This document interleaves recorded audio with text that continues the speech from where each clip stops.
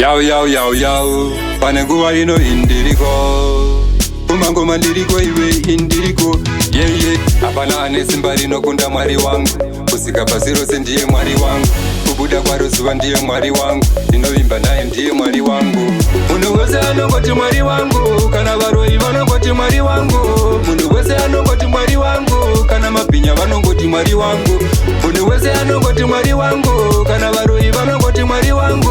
munhu wese anongoti Mwari wangu kana mabhinya vanongoti Mwari wangu murwai kutoroverwa chipikiri pahuma kutochema kuti naye Mwari wangu ini ndofa kuridza mirembere achingoti ini ndofa kutokanganwa kuti aguta nyama mondi mudari yakamirira kutongwa ine mhosva yekucheka vanhu hobho nemapanga ikachemera mumwoyo kuti Mwari mandiratsa ndinonhorei ini ndinoda kubuda boma munhu wese anongoti Mwari wangu kana varoi vanongoti Mwari wangu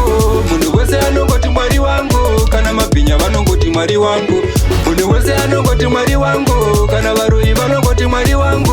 munhu wese anongoti Mwari wangu kana mabhinya vanongoti Mwari wangu kuvhota bhegi kuti bhozo iro gudo guru rikawanda pachikona rikavhura bhegi duku rikaona makazara mari ari maziburu rikafara rikatoti Mwari wangu kunanga nekubhava rine machinda matatu rikaona bhebhi rine nzara bhebhi tsukutsuku rikakecha 20 mari bhebhi riya tsukutsuku rikafara rikatoti Mwari wangu munhu wese anongoti Mwari wangu kana varoi vanongoti Mwari wangu munhu wese anongoti Mwari wangu kana mabhinya vanongoti Mwari wangu munhu wese anongoti Mwari wangu kana varoi vanongoti Mwari wangu